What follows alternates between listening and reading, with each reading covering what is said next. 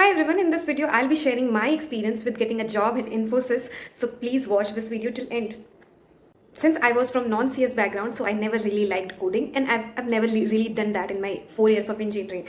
And my engineering stream was electronics and instrumentation, and the subjects that I was quite fond of were control system, electronics, devices, and signal systems. So I was someone who was really fond of getting admission into IITs, and I always wanted to do my post-graduation from IITs. So that's when I decided in my third year that I will prepare for GATE, and I was really focused on getting a good score in GATE. So in my final year, I was preparing for GATE. I wasn't going for the college placement that my college was conducting.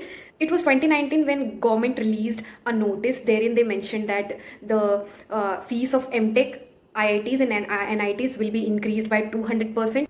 And the stipend of MTech student was also cancelled by government. So that's when I decided that I will drop the idea of going into IITs, because this will cost a lot and I will not be able to bear that, because I belong to a middle class family.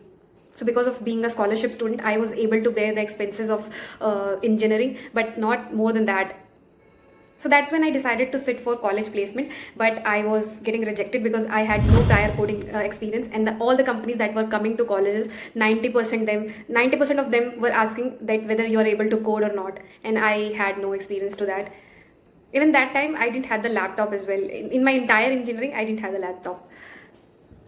So in 10 days, I prepared like English and quant, logical reasoning. So I prepared all of them from Prep Insta, and I've basically solved all the questions that were previously asked by these companies, these bigger MNCs like TCS, Infosys, Wipro, Cognizant. So I've prepared all of the questions that were ever asked in those exams.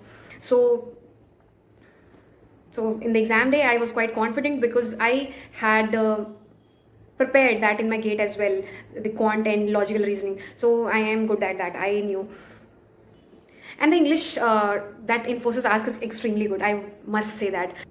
The level of questions that are asked in English section are really. So for passing the Infosys exam, in all the 4 sections, you have some sectional cutoff that you have to cross. So in all the 4 sections, if you are able to cross the sectional cutoff, you'll be qualified. So after appearing for the written exam, I was like on cloud 9, because I knew I will crack that exam. It was not very tough for me. So, and 2 days later, I got to know that I cracked this exam.